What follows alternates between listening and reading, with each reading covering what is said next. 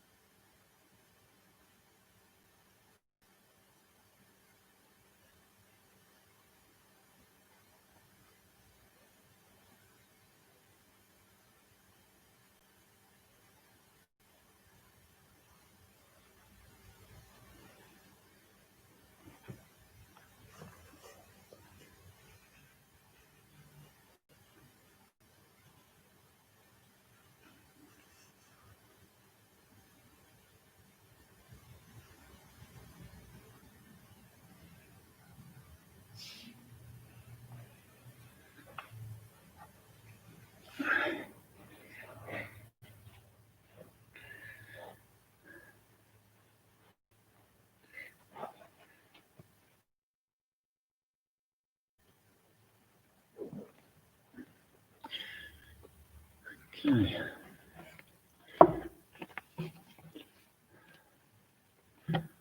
Okay. Hi, everyone. My name's Tim Mckibben at the Tibetan Buddhist Society, Peaceful Land of Joy Meditation Centre here at the north of Melbourne, in Euroke, in our beautiful temple, which is still completely empty because of the restrictions we've got at the moment on movement and so on. So hopefully we'll see you all back here soon. It's a beautiful sunny day, and in the garden everything's sprouting like crazy. The roses and the golden trees and salvias and so on. So it'd be nice to have everyone back here. All right, we'll start off with the general prayers, starting on page 19. So giving voice to our aspiration for enlightenment and our aspiration for connection to these lineage of extraordinary teachers and so on. So praise to Shakyamuni Buddha. Tampa Chandinde Dijin Japa Champapa Yantapa Sape Sanji Ripa Dan Sapsu Tampa Dewa Chipa Jiten Jimpa Chibu Dui Telu Jua Lana Mipa Ladan Minanti Tampa Sanji Chandinde Paljava Shatya Tipala Jatsalo Chada Chatsa Chibu. Teacher, Bhagawan, Tathagata, Arhat, perfectly pure and complete Buddha, all-knowing, having poise, Sugata, apprehender of the world, navigator of beings to be subdued, incomparable, teacher of gods and humans, to the Buddha, the Bhagawan, the glorious conqueror Shakyamuni, we prostrate, make offerings, and go for refuge.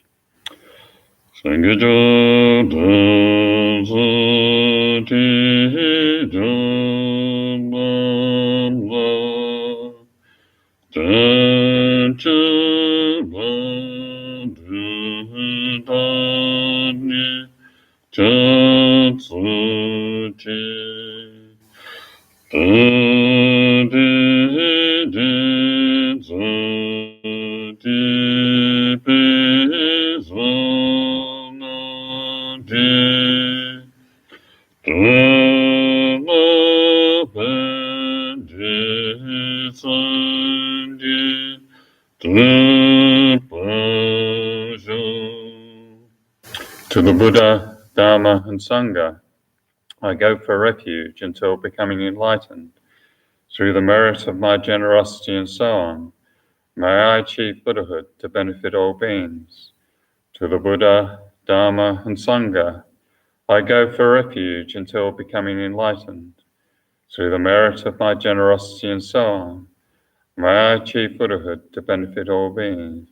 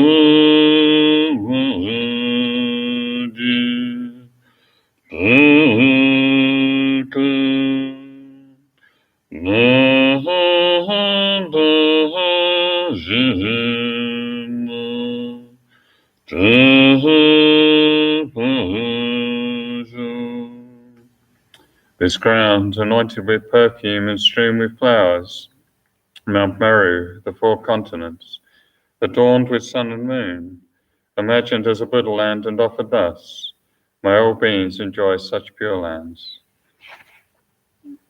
I prostrate my three doors with a mind of respect and offer all actually arranged and mentally emanated offerings. I reveal all the downfalls and negativities that I have ever collected and rejoice in the virtues of individuals and superiors. Please remain perfectly abiding until samsara is no longer seen. I request you to turn the vast and profound wheels of Dharma. I dedicate the virtues of myself and others to the great enlightenment. In prayer of the lineage of gurus from Shakyamuni Buddha down through Maitreya, Manjushri, and Maitreya and Manjushri, Nagarjuna and Asanga, Atisha, Lord Tsongkhapa, and our kindred Lama.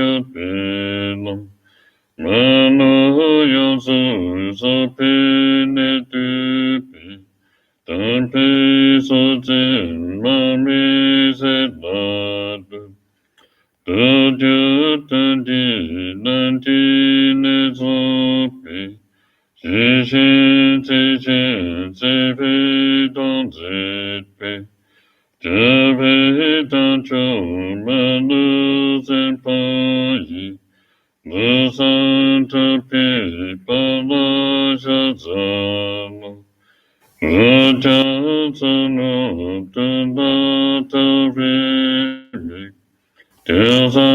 Tapa Dot Pe Should No Shak, Zibi Chot Pe Tate Zat Paji, Sase Chenyan Nanda Kujaksa.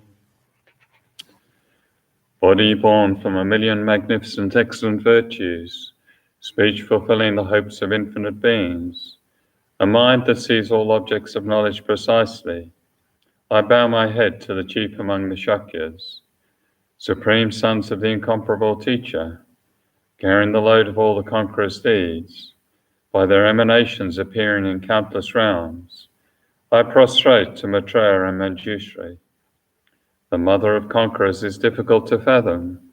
The precise thought is in commentaries written by Jambavipa's ornaments, Nagarjuna and Asanga. I prostrate at the feet of those most renowned in the three realms. From these two great chariots come the excellent lineages of the paths of profound view and vast deeds. Their essential points gathered thoroughly and without fault. Prostration to the lamp holding this treasury of instruction. Giving explanation through compassion, by seeing precisely and completely the essential points of all paths of Sutra and Tantra. Holder of the conqueror's entire holy Dharma. Prostrations to the glorious lesson Drapa. I see in all the infinite teachings, supreme way of crossing for those entering the journey to liberation, moved by compassion to deeds skilled in method, prostrations to the spiritual masters who make everything clear.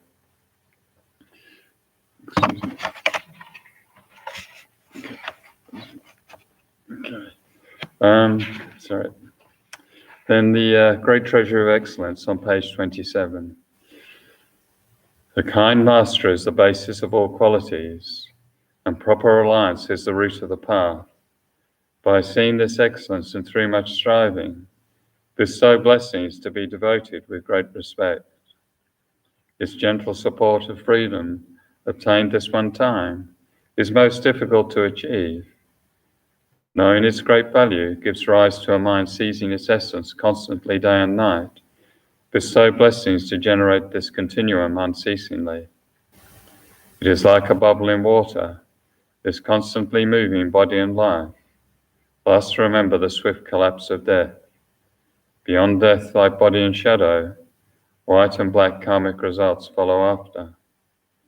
By gaining firm certainty in this, the mass of faults, subtle and very subtle, are abandoned, and the accomplishment of all virtuous collections completed. Bestow blessings to ever attain conscientiousness. The qualities of samsara are unfit to be trusted, the door to all suffering. Do not be content with these enjoyments. By knowing its defects, bestow blessings to develop a great aspiration for the bliss of liberation. By that pure thought, great conscientiousness is drawn forth, and mindfulness and awareness of the individual liberation, the root of the teachings. Bestow blessings to make this the essential practice. Just as I myself have fallen into samsara's ocean, all living beings as mother are also like that. By seeing the responsibility for the liberation of beings, bestow blessings to be trained in supreme bodhicitta. However, by merely generating the mind, if not acquainted with the three aspects of ethics, enlightenment will not be attained. By seeing this excellence, bestow blessings to train with strong effort in the vows of the conqueror's sons. Pacifying distraction toward perverse objects, by way of proper analysis of the perfect meaning, bestow blessings to swiftly and continuously generate the path related to the union of calm abiding and special insight, thus becoming a vessel trained in the common paths. Enter the Vajrayana, supreme evolution of all vehicles, bestow blessings to engage the easy path itself, that sacred way of crossing for fortunate beings. The base of practice for the two aspects of attainment is when guarding the pure vows of commitment is found to be genuine and certain, bestow blessings to protect them even at risk of life. Then by understanding properly the important points, which are the essence of the two stages of the Tantra classes, bestow blessings to practice according to these holy teachings, with continuous effort in the supreme four-session yoga. Like that, may the spiritual friend revealing the gentle path and the friends of proper practice stand firm, bestow blessings to quickly pacify the masses of outer and inner hindrances. In all rebirths may I never be parted from perfect gurus and the enjoyment of the glorious Dharma. By utterly completing all qualities, paths and grounds, may I quickly achieve the state of Vajradhara. So we start off with some meditation, and again we'll practice our calm abiding on Guru Shakyamuni Buddha. So focusing on the Buddha, it has many benefits as listed in the Path to Enlightenment, from acquainting ourselves with enlightenment, developing a connection to Shakyamuni and our Guru, developing our calm abiding, and so on.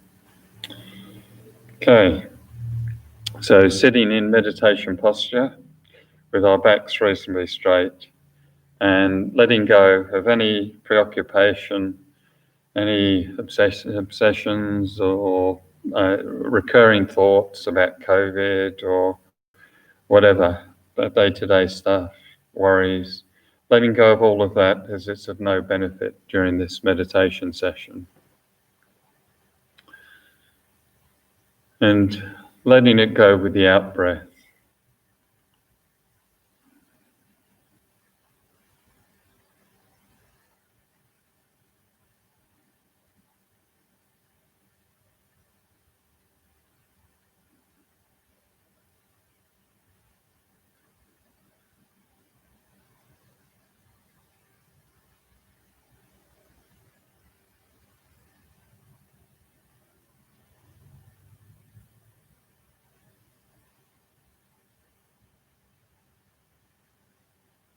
And connecting with our pure good heart by developing the bodhicitta motivation, the mind of enlightenment motivation, extending our mind, so recognizing one's own difficulties or varied suffering experiences in life, from pervasive type of suffering where there's always some sort of degree of dissatisfaction or ache in the body or some sort of tension or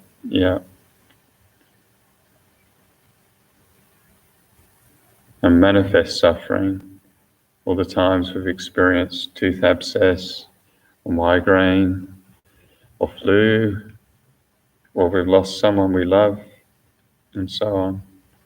So difficult experiences.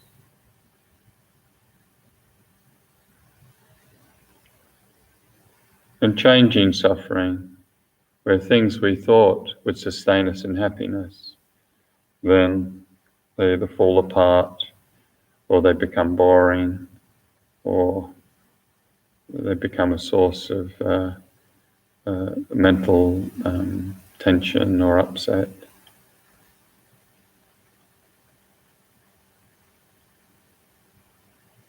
So that's our samsaric experience. They're wishing for peace and happiness. We're bound by delusion and karma to experience suffering.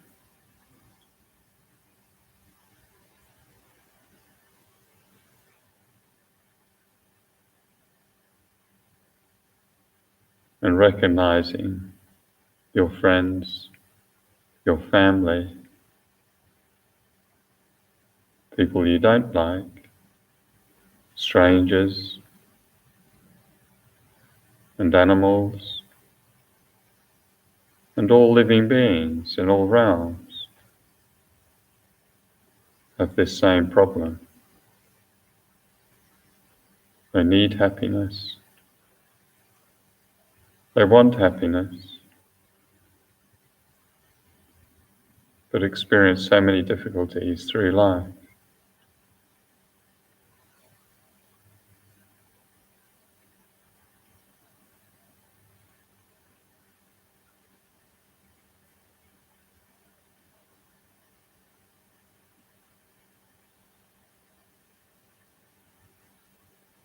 So we develop the mind of great compassion, the simple wish, heartfelt wish, may all living beings be free of all suffering and its causes.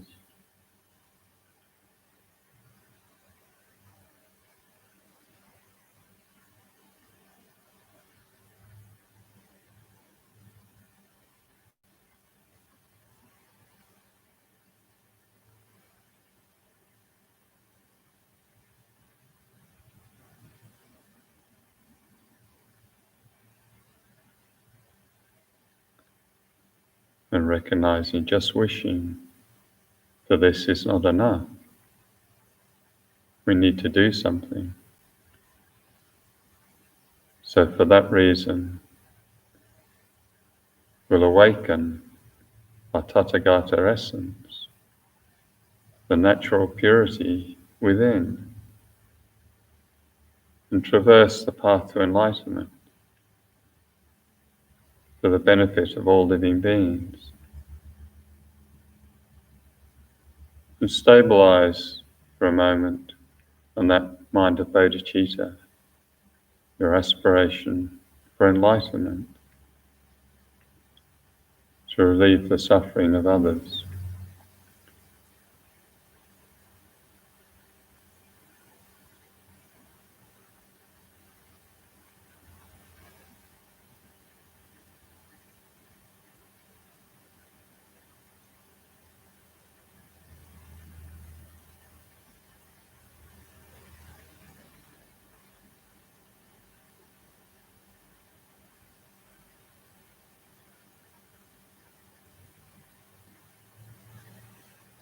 And its space in front of you, at the level of your forehead, appears in the nature of light, appears a precious golden throne. On top of this, on top of the throne, is a white lotus, representing renunciation, arising from the swamp of suffering, like a perfect lotus. On top, a very peaceful moon disk, a flat moon disk,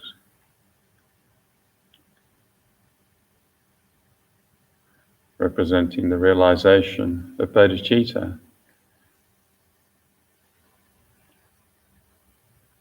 And on top, a sun disk, representing the perfection of wisdom, the Buddha's wisdom.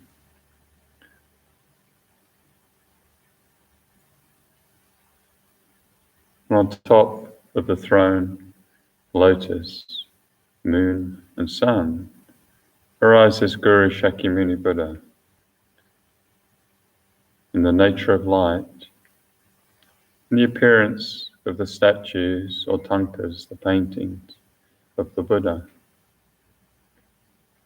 So golden, light-natured body, radiating golden light in all directions.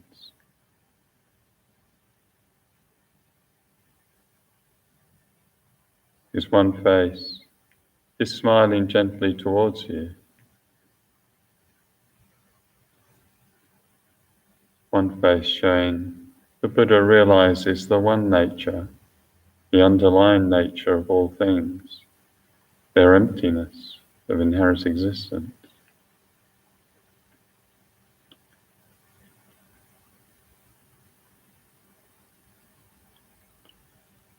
The right hand represents great method, and the left great wisdom. His right hand rests on his right knee in the earth-touching gesture, showing the ability to overcome all negativities and especially remove the suffering of the lower realms, the lower rebirth.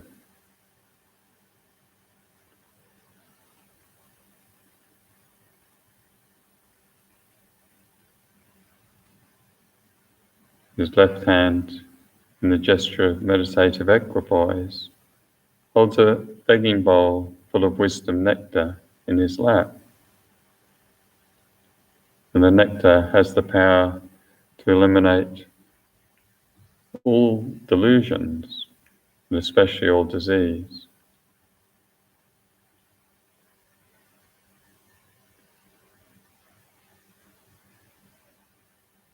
He is seated in the Vajra posture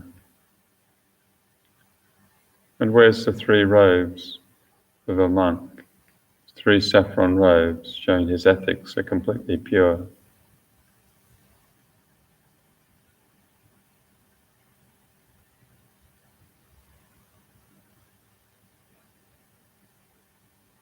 But his crown is a white Om, symbolizing Vajra body.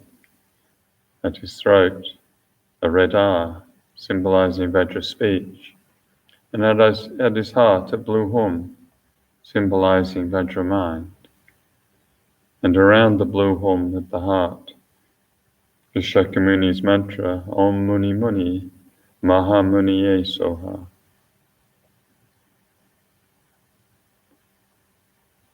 From the Hum and Mantra Rosary, white light radiates in the 10 directions, making offerings to all Buddhas, all Bodhisattvas, holy beings. The light transforms into the 8 auspicious symbols, the 5 qualities of enjoyment, and so on. Just any beautiful offerings you can imagine, pure offerings.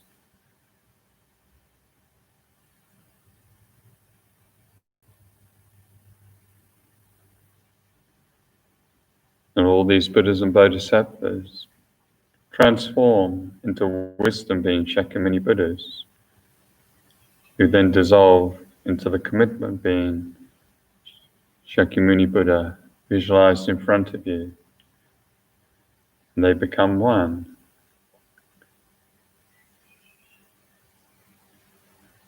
At this point we feel this is in actuality Guru Shakyamuni Buddha manifesting in front to bless me. Or if we have a kindred Guru, we can feel this is in actuality my kindred Lama manifesting in front in the form of Guru Shakyamuni Buddha to bless me.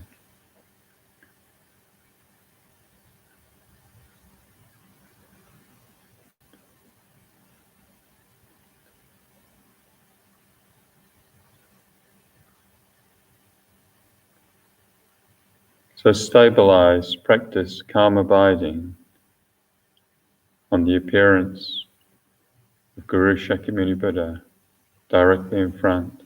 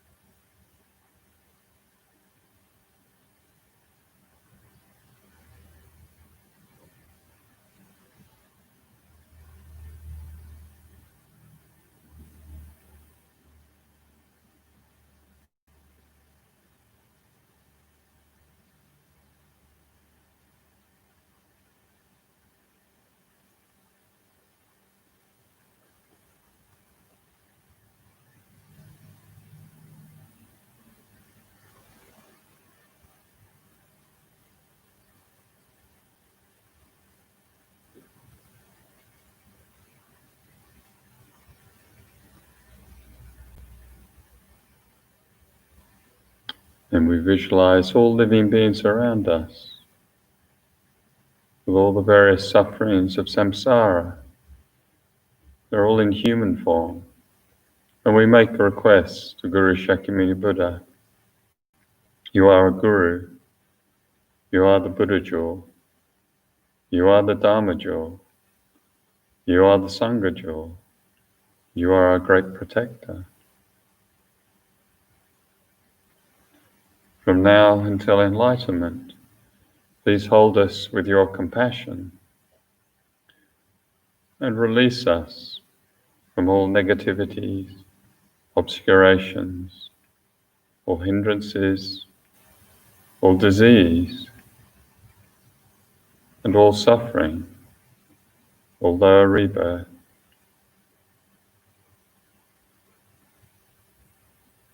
And bestow on us the path to enlightenment, the three principal paths.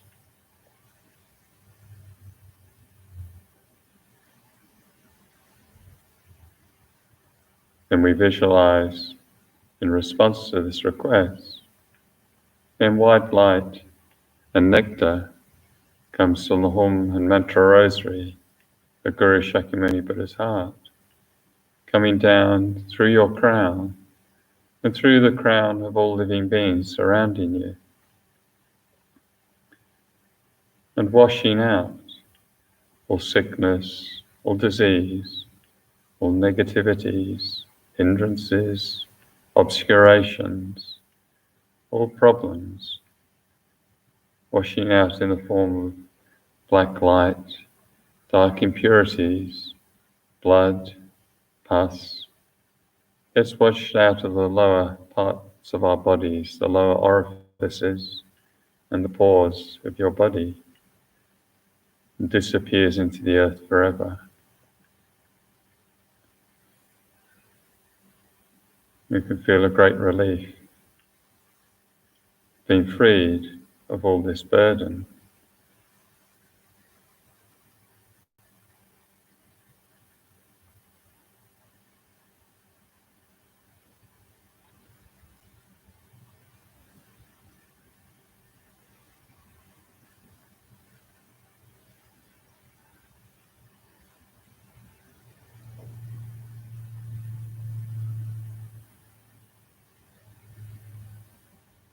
If we like, we can recite Guru Shakyamuni Buddha's mantra, Om Muni Muni, Maha Muni Ye Soha. Om Muni Muni, Maha Muni Ye Soha.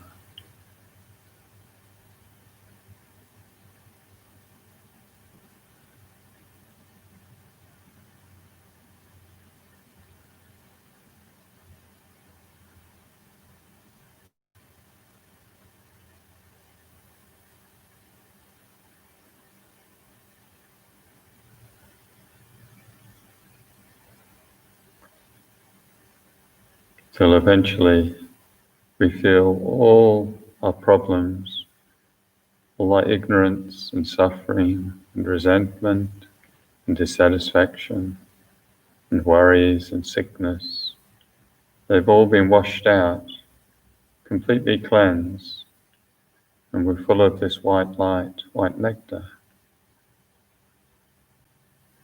We feel now we have achieved the realization of peacefulness from Guru Shakyamuni Buddha.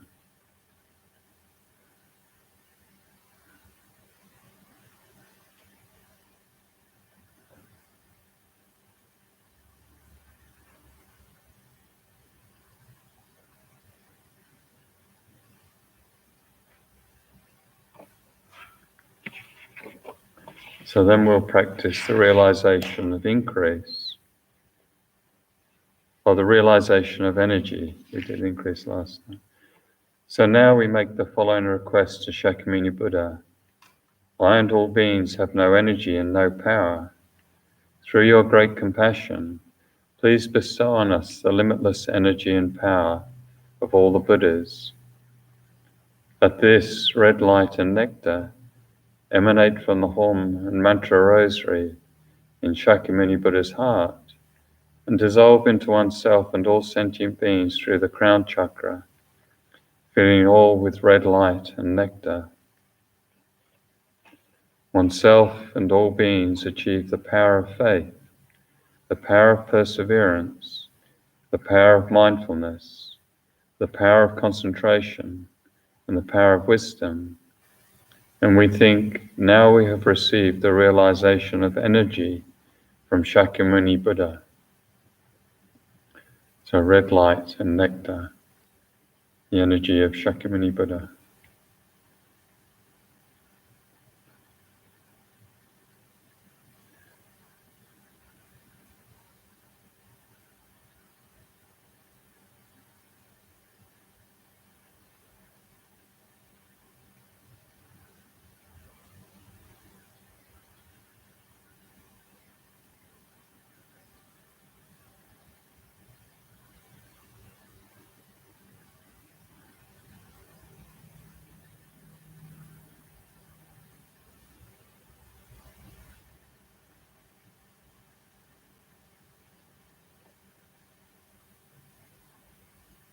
And finally, we visualize golden light emanating from the heart and mantra rosary of Shakyamuni Buddha, touching all living beings and transforming them into Buddhas, into Shakyamuni Buddhas.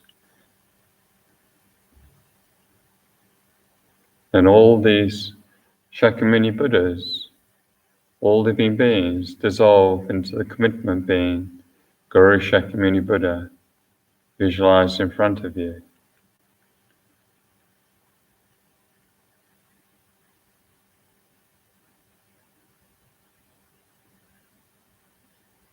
The Guru Shakyamuni Buddha comes to your crown and dissolves into you.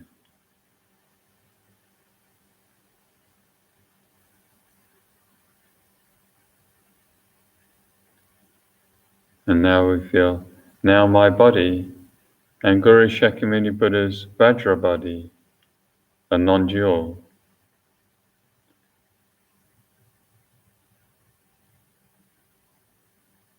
Now my speech and Guru Shakyamuni Buddha's Vajra speech are non-dual.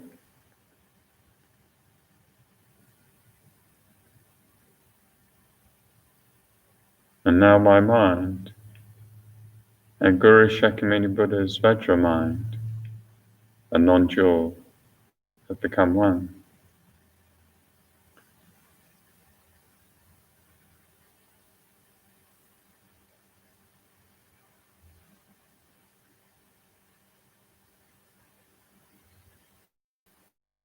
A great abbreviation of Geshe's translation of the Shakyamuni Buddha Sadhana, which in the prayer book is on page 51. Unfortunately, we don't have time to do the whole thing. Okay, so now we're back to calm abiding. So last session we had the calm stops us being able to concentrate. What actually stops us being able to realize the Dharma? And those, just as by way of reminder, those 5 obstacles are laziness. So the 3 types of laziness, of procrastination, of thoughts of incapacity that I can't develop my concentration, and laziness of attraction to meaningless things, to worldly things that suck up all our time and prevent us developing our calm abiding and our Dharma practice. So that's laziness. The next obstacle is forgetfulness, where we forget the object that we're trying to focus on when we're meditating, or we forget the instructions, we forget what are the antidotes to fix our concentration problems, and so on. Then the next one was laxity and excitement. Or used to be, sometimes you hear agitation and dullness, but more precisely, laxity and excitement. So the 2 main problems of mental sinking and lack of clarity, and excitement being distracted towards something we're attracted towards. So there are ongoing major problems for us. Then non-application of the antidotes. So having all these methods for improving our concentration, but not applying them, or not applying them at the right times, not applying them skillfully.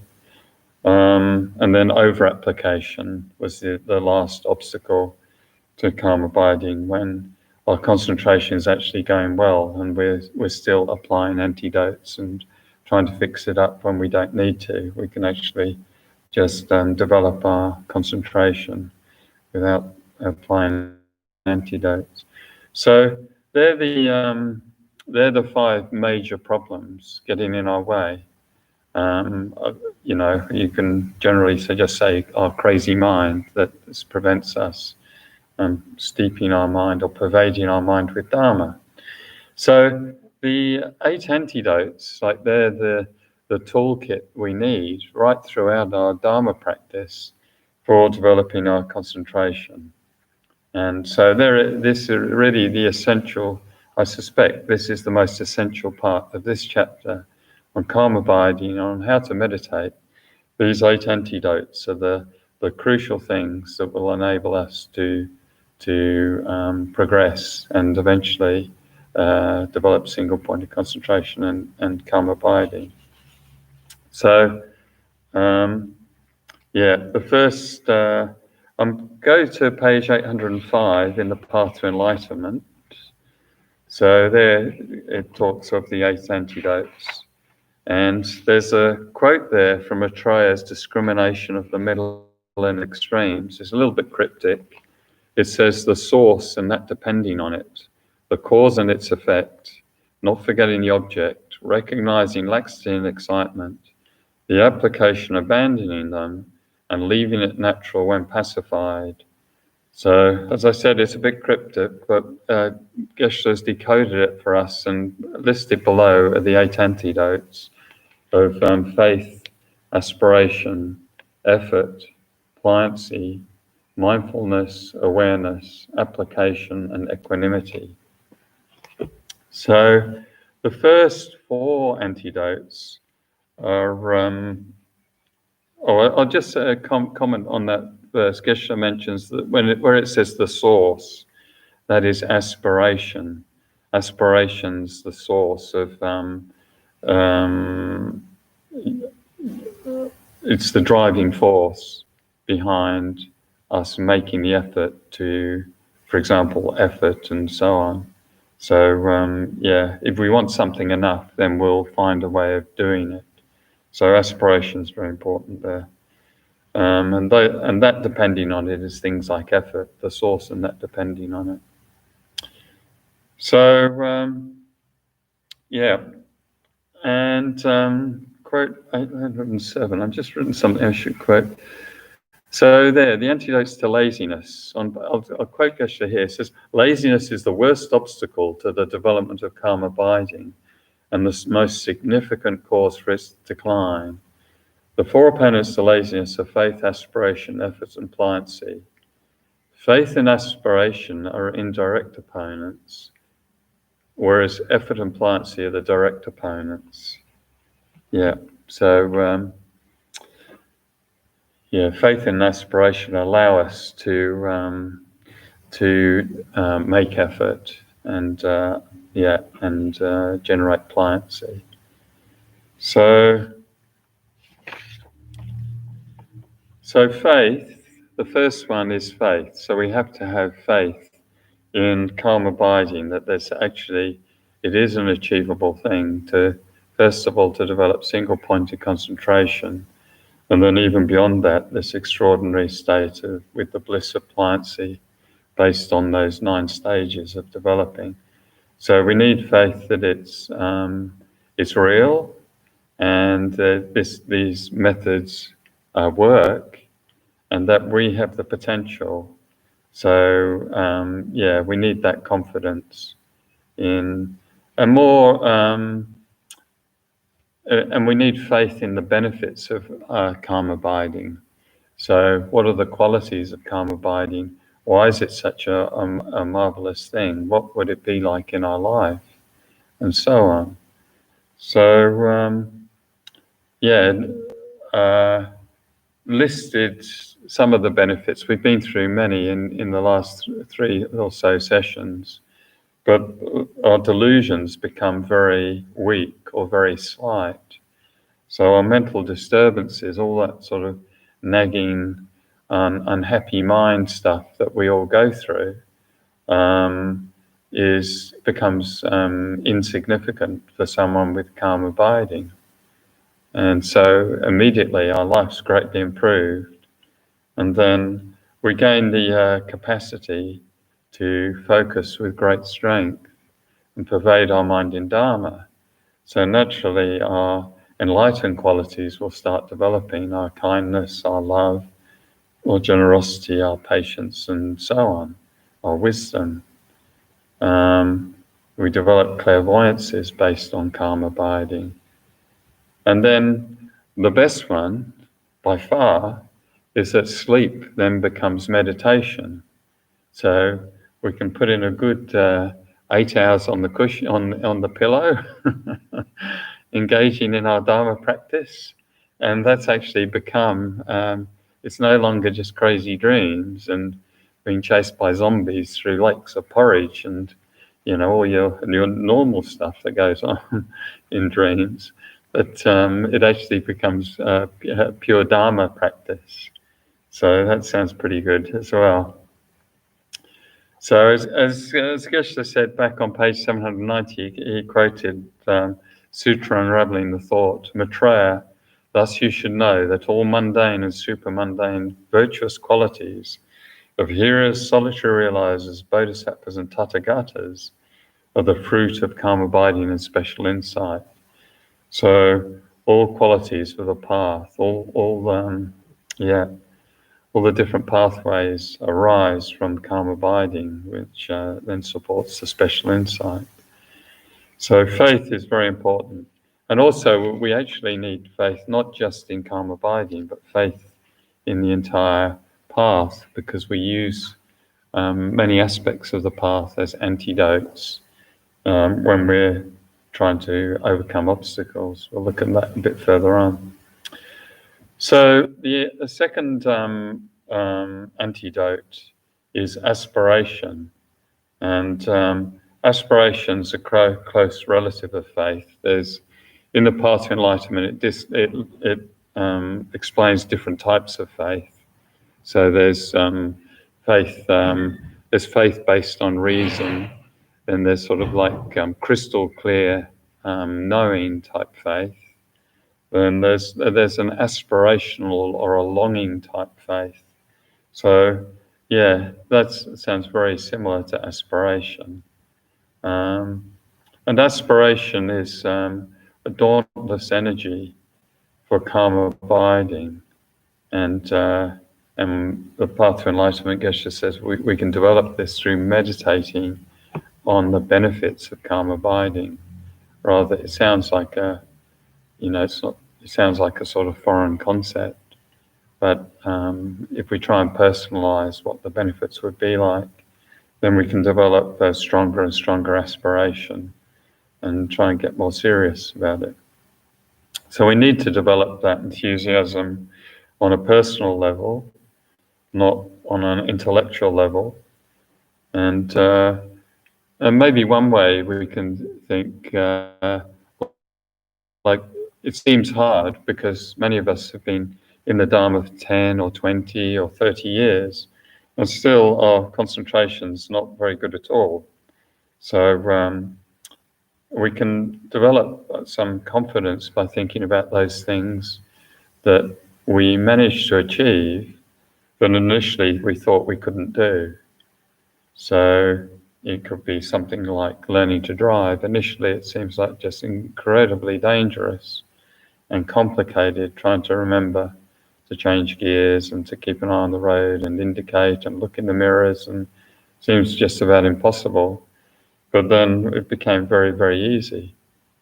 Or whether it's something, a task you learnt at work that initially seemed way beyond you, and then you became competent at it.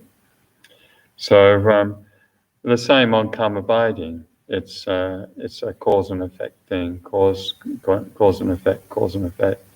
So step by step, we can get that confidence.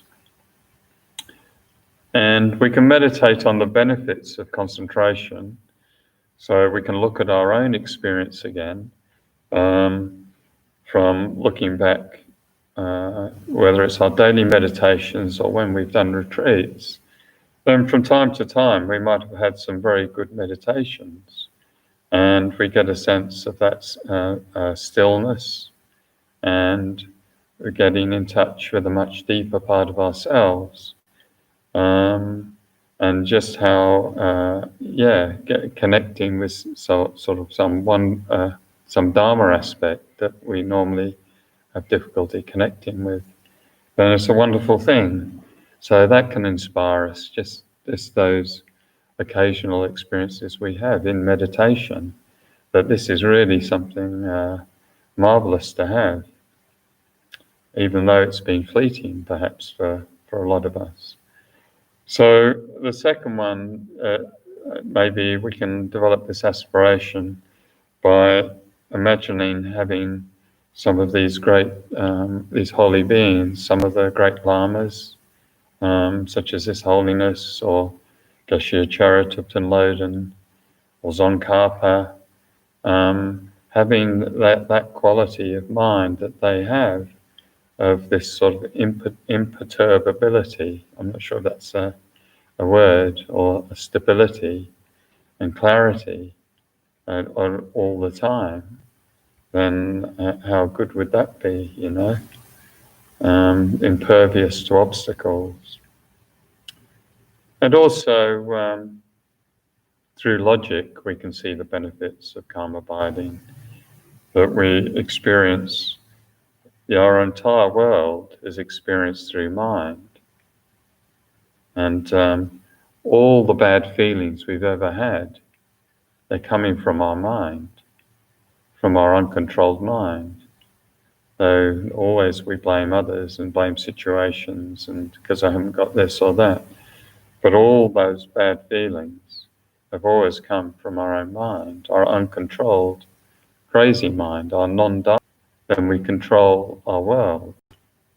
We control our experience of the world, how we see others, and so on.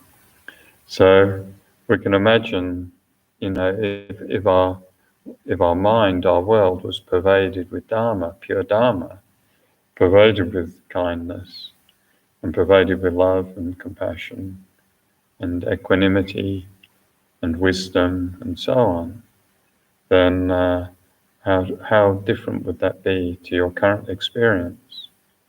So that can motivate us. So I'm going to give a lot of quotes here from Tsongkhapa and from other people, because karma abiding is way above my pay grade, and Geshe, in his Path to Enlightenment, he gives so many quotes from the great masters of the past. Tsongkhapa does the same. So I'm going to bombard you with quotes during this talk. So this first one about the benefits of karma abiding is page 34 in volume 3 from Tsongkhapa. He says, when you reach serenity, which is another word for karma abiding, your mind is filled with delight and your body is filled with bliss. So you are happy in this lifetime. As you have attained mental and physical pliancy, you can turn your attention to any virtuous object of meditation that you choose. You're not constantly involved in wrongdoing, and any virtue you do is very powerful. You develop the knowledge of insight that knows the real nature, whereby you can cut the root of psychic existence. So in a nutshell, Lord Tsongkhapa gives the temporary and also the ultimate benefits of karma abiding. So that's the second antidote, that's aspiration.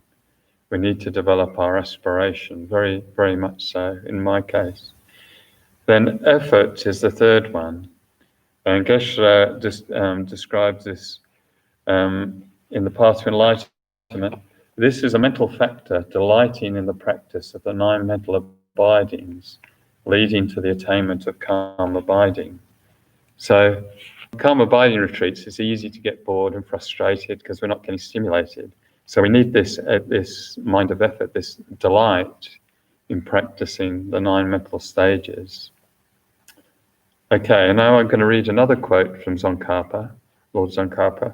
To develop pliancy, you need continuous enthusiasm for the concentration that causes pliancy. To develop this enthusiasm, you need a continuous intense yearning, intent on concentration. As a cause for this yearning, you need steadfast confidence in and fascination for the good qualities of concentration. So to start with, cultivate again and again a confidence that is aware of the good qualities of concentration. So this is a bit interesting, I thought, because it seems to align with those first 3 antidotes of faith, aspiration, and effort. Because as Lord Tsongkhapa is saying, a confidence in and fascination with the qualities of concentration leads to yearning, which leads to continuous enthusiasm. And so confidence and fascination is a bit like, in the qualities of concentration, is like faith in calm abiding. And then this leading to yearning is a bit like aspiration, the second antidote, which leads to continuous enthusiasm, which is like the third one, effort. So I didn't realize these 3 antidotes are sort of sequential, building upon one after the other, but maybe that, yeah, it seems to be indicating that. So we need effort for calm abiding. We need effort to be aware when we're distracted, to guard the mind, and particularly we need effort to bring the mind back from what we've drifted off onto. So because excitement, our mind gravitates or is impelled towards something we're attached to, then it requires effort to disengage from that attachment and bring the mind back to the object. So effort's essential.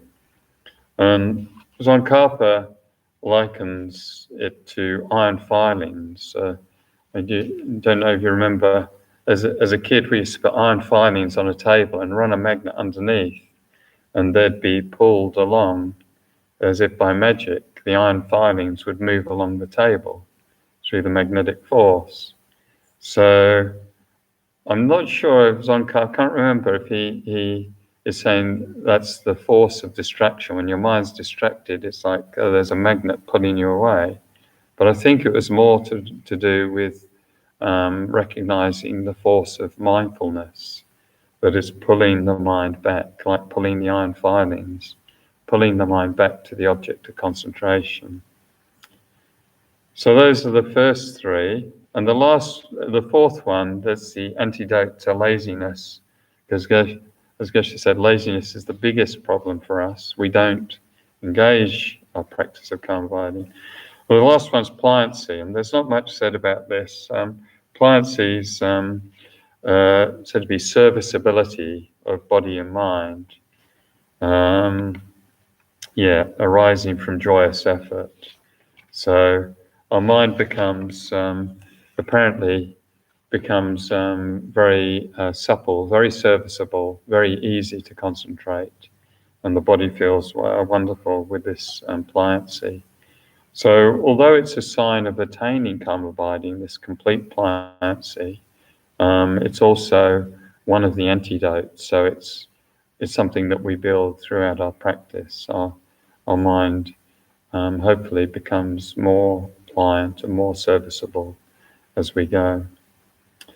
So next one, the 5th antidote is mindfulness, and that's the antidote to forgetfulness. So Tsongkhapa here says, in the Sangha's Compendium of Knowledge, a Sangha asks, what is mindfulness? In regard to a familiar object, your mind is not forgetful and operates without distraction. So it prevents us forgetting the object we're supposed to be focusing on, where it's, for example, the image of Shakyamuni Buddha or bodhicitta, whatever your karma-abiding object is. And it also prevents us forgetting the instructions. With mindfulness, we don't forget how to remedy our poor concentration. So, or for example, the meaning behind the image of Shakyamuni Buddha, what's all the entire path to enlightenment's held in that image. So what's the symbolism? What does the moon mean? What does the sun mean? And so on. So, Geshe here explains that there's three features of mindfulness. There's an objective feature, which is the object of concentration. So through analysis or through acquainting ourselves with an image, we establish the object. And also part of that objective feature is through familiarity, then that object becomes easier and easier for us to appear to mind. So we might familiarize ourselves with the photo of Shakyamuni Buddha, and then through visualizing more and more familiarity with that image, so it arises more easily. Then there's a subjective feature, and in Tsongkhapa's commentary it's translated as the manner of apprehension.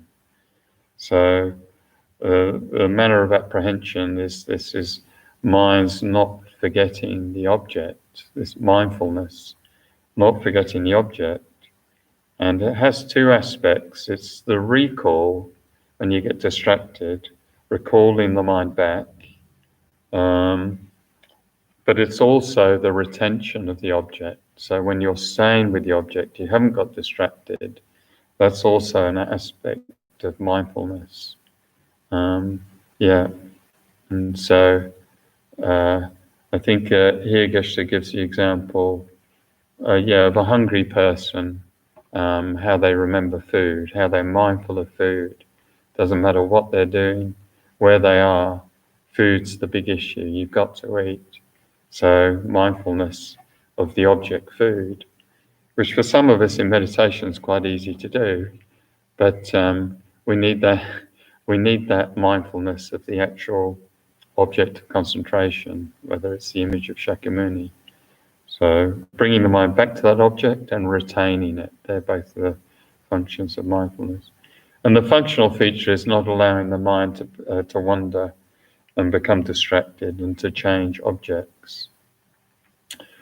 So a quote from page 49, Tsongkhapa says, mindfulness is not just being able to remember what your guru taught you about the object of meditation.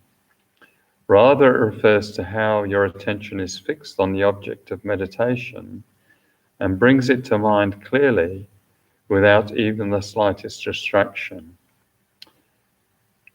I said distraction. There was a bit of a lisp there. Without the slightest distraction. You sustain the force of that awareness with unbroken continuity. Also, mindfulness's way of apprehending the object carries a sense of certitude, a vivid intensity of certain knowledge. So not just recollecting or bringing the mind back, but sustaining you on the object with certainty, with like a direct knowing of the object. And the example given with mindfulness, Shantideva gives it in engaging in the bodhisattva deeds. I'm not sure if it comes from the sutras or not, it probably does. But binding a crazy elephant, an elephant that's gone rogue, then using very strong rope and binding it to a pillar. And so the elephant gradually loses that energy, that crazy, agitated energy. And so mindfulness is said to be the way we bind our mind with the rope of mindfulness. We bind it to the object. And so gradually this crazy urge to go here, to go to France, think about almond croissants, think about work, think about how I'm upset, and so on. Gradually that's subdued through that rope of mindfulness where we're binding it to the object. So mindfulness is one of our critical tools. The next antidote listed is awareness. And Geshe explains this is the antidote to laxity and excitement. Awareness. So other names for awareness is watchfulness and vigilance. So keeping an eye open for when the mind's becoming distracted. So like a spy. So a spy at face value may be just like an ordinary person. They're just doing the ordinary stuff and talking to you and chatting about this and that and the other. But part of the spy's mind is vigilant or looking out for some intelligence or data they're trying to glean, whether it's about the person or who knows what. But so awareness is a bit like the spy. So keeping an eye open for deviation from the object of concentration with a part of our mind. And Les in Perth gives a really good example of when you're carrying, if you've overfilled your cup of tea, you're feeling a bit greedy or a bit thirsty, so you've overfilled the tea and you've got to walk through a crowded room, and your main focus is on the cup of tea, on the level of the tea, but your peripheral vision is aware of people moving around and obstacles. So mindfulness is like focusing on the cup of tea, and your awareness or your vigilance is keeping an eye on all the obstacles and people running around and so on. So Tsongkhapa, page 53, he quotes Kamala Shila's second stages of meditation. He said, after you have set your attention on whatever your chosen object of meditation may be, fix it there continuously. While you stay right there with the object, analyze and investigate your mind, thinking, is my mind apprehending the object of meditation well, or is it lax, or is it distracted by the appearance of external objects? Then Lama Tsongkhapa, he says, it is not that you stop your meditation, then look at your mind. Rather, while maintaining your state of concentration, you just look to see whether your attention is staying where it was previously set, on the primary object of meditation. And if it is not, whether there is laxity or excitement. After you have settled into this concentration, you monitor this at moderate intervals, neither too often or too seldom. If you do this while the intensity and force of the previous awareness are not quite gone, it takes place within the perspective of this awareness. This has the purpose of both enabling long-lasting intense stability and letting you quickly recognize laxity and excitement. And it's not only laxity and excitement, but also the accomplished meditators, they're aware of when laxity and excitement are about to occur, the sort of slight movement in the mind that indicates that laxity or excitement is about to become a problem.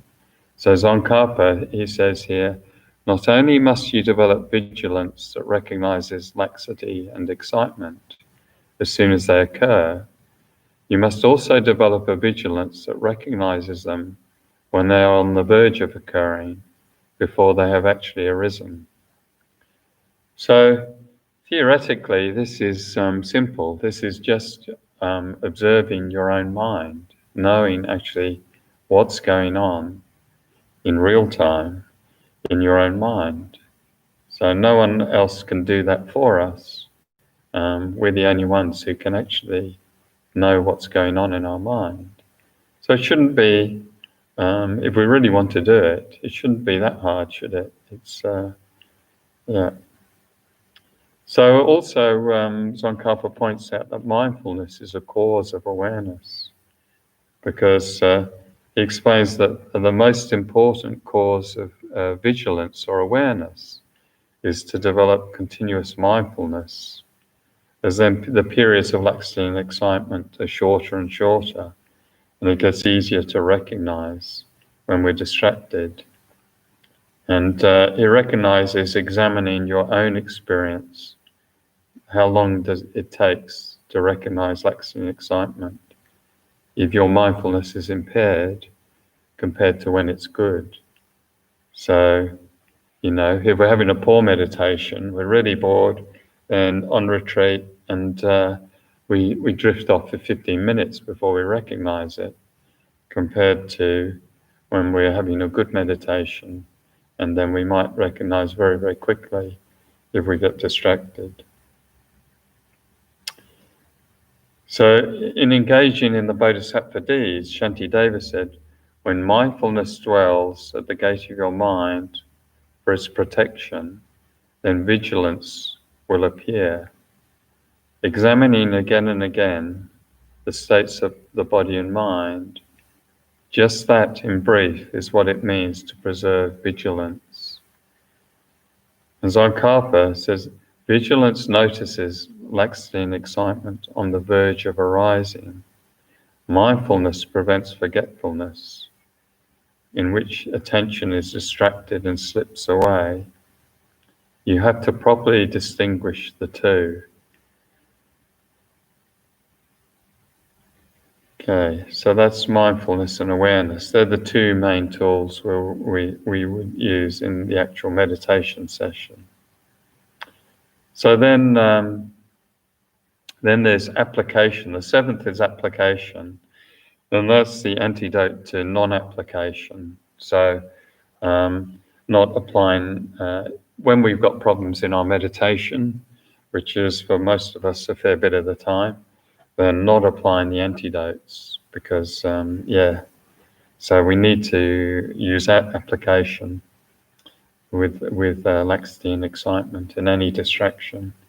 So examples given of the guitar string, that's one example of tightening or loosening your attention appropriately to best develop your meditation.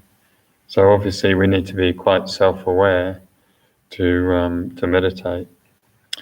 All right, so with opposing laxity and opposing excitement, there's about 5 different things we can do. And some of this is more focused on retreat, where you can get sort of seriously more agitated, or you can run into bigger obstacles than our daily meditation, where we don't have that much time to get into too big of problems in meditation. So opposing laxity, Tsongkhapa said, it's called laxity because there is a decline in the way you apprehend the object of meditation. It is called slackness because there is an excessive inward withdrawal of the mind. So although laxity is different from sleepiness, there's still, when you fall asleep, there's the definite inward withdrawal of the mind to the point where you lose consciousness. And so this inward withdrawal is also a problem with laxity, even though it's not sleepiness. So with regards to laxity, the first thing we can try and do is tighten our concentration. So, and Tsongkhapa said this will work if our laxity is slight or infrequent, but not if it's really dense or frequent. So first thing we try is tighten concentration. If that doesn't work, second thing we try is making the object bigger, brighter, more attention-grabbing. So lots of the images of you focus on the Buddha or deities, different Buddhas. You imagine they've got the the light of irradiating the light of 100 million suns. There's incredible, brilliant, enlightened energy there, and that dispels this laxity or dullness. Tsongkhapa quotes Bhavaviveka's Heart of the Middle Way. In the case of laxity, expand your mind by meditating on an extensive object. So that can be meditating on the Buddha, on enlightenment, bodhicitta, all living beings, and so on. Extensive object. So staying with the object, making it brighter doesn't work. So tightening the concentration hasn't worked. Making it brighter hasn't worked. We've still got this dullness, this laxity. Then the next thing we should try is inspiring by changing the object and focusing on things like Guru Yoga, this wonderful birth of pleasure and fortune, Buddha nature, the three jewels of refuge, and so on, qualities of enlightenment. So this inspires us and gets rid of this dullness. So Tsongkhapa quotes Shantideva's Compendium of Trainings. If your mind becomes slack, inspire yourself by cultivating delight. And then Tsongkhapa says, the great scholars and adepts are in agreement on this matter. When you reflect on the good quality of such things as the three jewels, the benefits of bodhicitta, and the great significance of obtaining leisure, it should have the bracing effect of on your mind, just as cold water is thrown in the face of a sleeping person. That'll wake you up in the meditation. So this depends on your having had experience with discerning analytical meditation on these beneficial topics. So that's one reason why calm abiding depends on the path to enlightenment. We can't just develop calm abiding.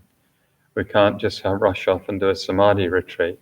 We need some knowledge and some faith and confidence in the path to enlightenment to serve as antidotes for this laxity. And it's the same for excitement. We also need the path to enlightenment as antidotes. We definitely won't get calm abiding if we can't apply these antidotes. So we need to have the path to enlightenment as part of us. So the next one, so first we've tried tightening our concentration. We're still dull and no focus. We made the object brighter. The Buddhas are super bright, but we're still dull and laxity. We've tried inspiring ourselves by changing to inspiring Dharma subjects. Still dull as ditch water. Then the next thing we try is visualizing the mind as a bright drop of light at the heart chakra, a bright drop of white light at the heart. And then we say, very forcefully, we say, pay, pay. And we imagine the light goes up from our heart, out through the crown, up through the central channel, out through the crown, and illuminates the universe. And and somehow this blasts away the dullness within. So, that's fourth one. So we've tightened the concentration, we've made it brighter, more detailed, more vivid. We've stepped away and inspired ourselves, that didn't work. We've done this white light out through the crown, pay, still dull and no clarity. And so at that point, the recommendation is to walk and break from your session completely and go and walk, gaze into the distance, splash yourself with water, jump in the ocean, have a cold shower, and invigorate yourself and rest, and then resume your calm abiding retreat. So Asanga's hearer's grounds, he suggests walk, splash your face with water, etc.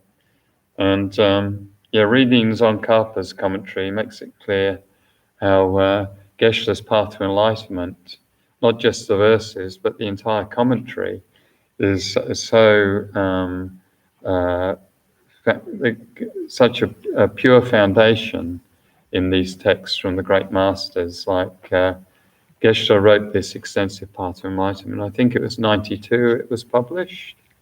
And that was 10 years before the Lama Tsongkhapa's great exposition was made available in English.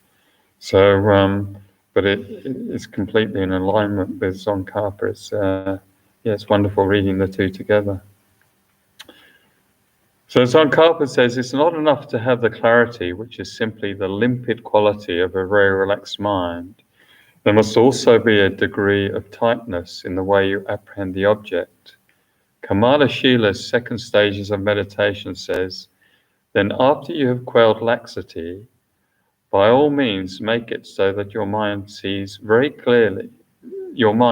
clearly sees just the object of meditation. Tsongkhapa says, when Kamala Shila says your mind very clearly sees, he does not mean only that the object is clear. He means that your mind's way of apprehending the object is clear and firm.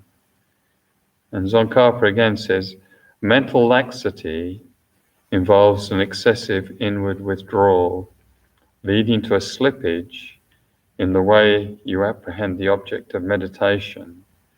So you should direct your mind to delightful things that cause it to expand outwards. This should be something like the very beautiful image of the Buddha, not something that gives rise to afflictions, or bring to mind an image of light such as sunlight. When this clears away laxity, immediately tighten the way you apprehend the object and sustain that in meditation. So I might hold off on opposing excitement till next week. Too much excitement for one day. So these are really, I suppose they're really crucial teachings. Like I feel I've never spent enough time, definitely haven't spent enough time seriously getting my head around these methods and trying to apply them with calm abiding. You tend to get caught up with your Dharma and so many other things. But it's really the key stuff.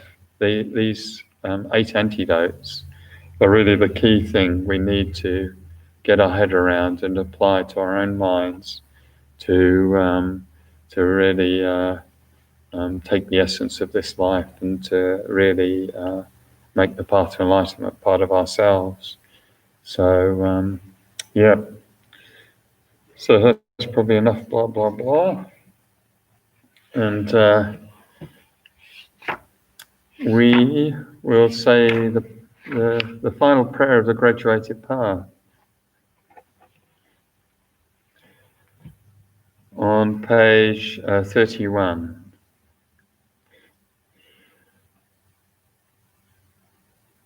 By the 2 collections vast as space, amassed with effort for a long time, may I become a chief of conquerors, a guide for all beings whose mind's eye is blinded by ignorance. Also in all lives while not yet come to that, may Manjushri favour me with his compassion, finding the supreme path, complete with all stages of the teachings. May I please the conquerors by practicing well.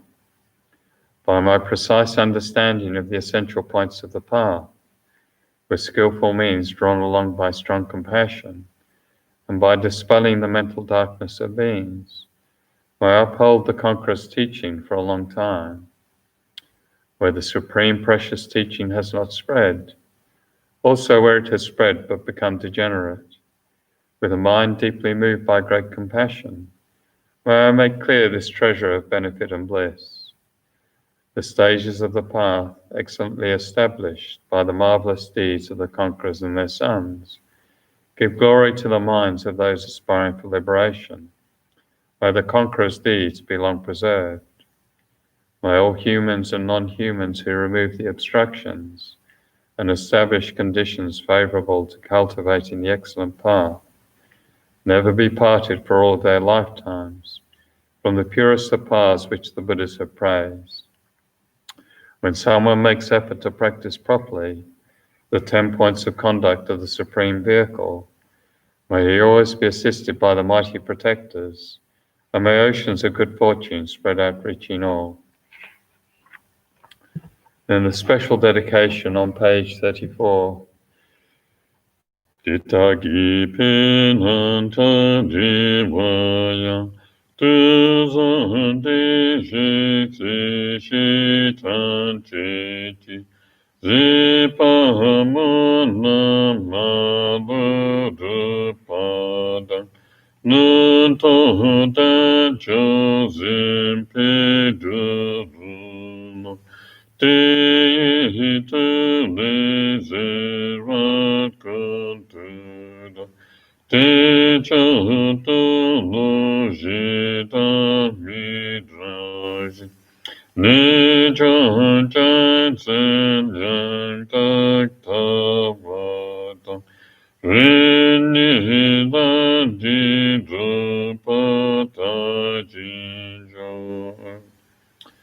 Whatever white virtues we have thus created, we dedicate as causes, enabling us to uphold the holy Dharma of Scripture and realization, and to fulfill without exception the prayers and deeds of all the Buddhas and Bodhisattvas of the 3 times. By the power of this merit in all our lives, may we never be parted from the 4 wheels of the Mahayana, and may we complete the journey on the paths of renunciation, bodhicitta, pure view in the 2 stages. Kewadi kiboka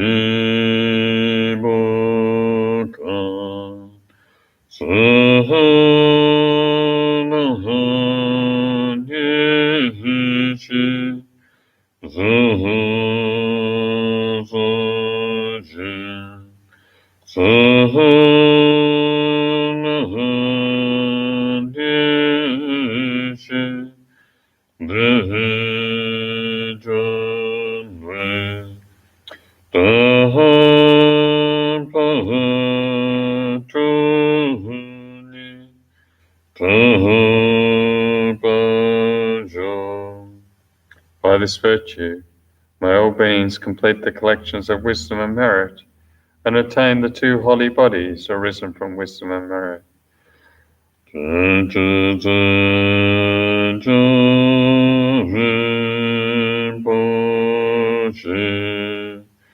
Mahatipanam Jeje Jepanyampa Mepaye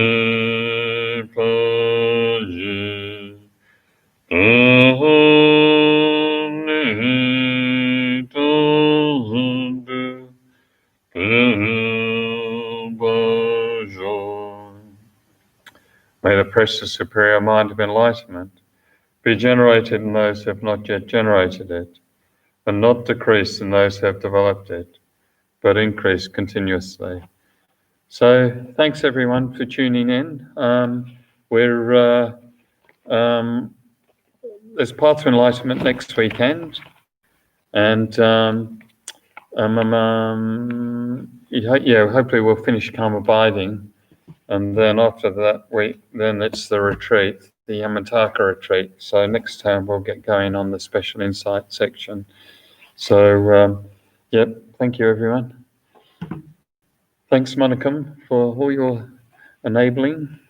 Thank you. Yeah.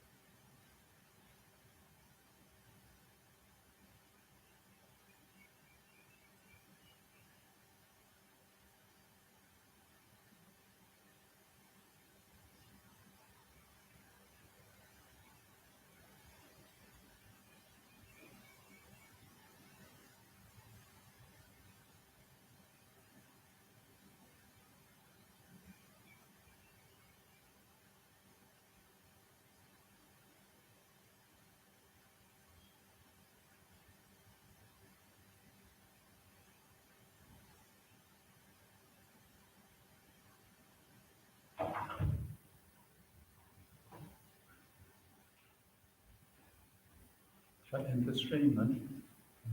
I'll end the stream.